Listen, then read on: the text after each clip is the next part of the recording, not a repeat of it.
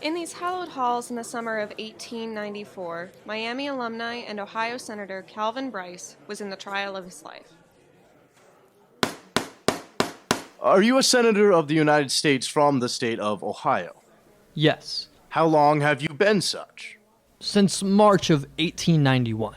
In the third year of his first term, Calvin Brice was involved in a very serious allegation. An article from the Philadelphia Star accused Brice and other Democratic senators of accepting bribes from the Sugar Trust, a colossal sugar manufacturing company led by Mr. Henry Havemeyer. The Sugar Trust had allegedly made several large campaign contributions to Brice's Democratic Party, and the newspapers alleged that Brice had amended the tariff bill in order to reward the trust's loyalty. Senator George Gray of Delaware chaired the investigating committee. It is stated in the article to which I have referred, and it has been in the testimony before the committee, that you were present in the Arlington Hotel, in the room of a Mr. Terrell, with Mr. Havemeyer, president of the American Sugar Refining Company, at which time the matter of the value of sugar stocks was discussed, and the effect of the tariff legislation upon the same. I was never present at any conference where any such subject was discussed. These accusations were difficult for Brice to shake, mainly because of his reputation in Washington. Brice was a self-made millionaire with the Lake Erie and Louisville Railroad.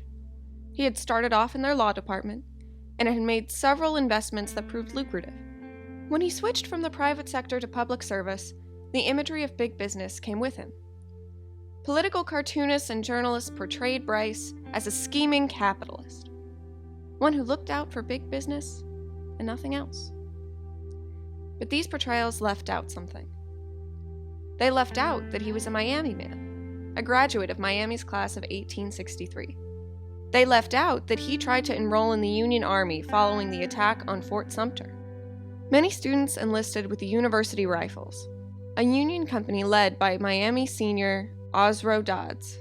W.H. Chamberlain, a private in the company, later described his fellow soldiers, writing, There's still another among the younger boys that I see in this review. He had a face of marked characteristics. His nose was aggressive, his eyes keenly expressive. That boy was called Cal Brice. Brice would be denied admission to the Union Army. He was only 15 at the time. He would finally be admitted the following year, and luckily never saw combat. Just as he avoided the fires of battle, Brice also avoided the wrath of the special investigation. Senator Gray wrote this in the final report. There has been no testimony presented before your committee, and your committee has been unable to discover any, tending to show that the sugar schedule was made up, as it then stood in the proposed amendment to the tariff bill, in consideration of large, or any, sums of money paid for campaign purposes of the Democratic Party.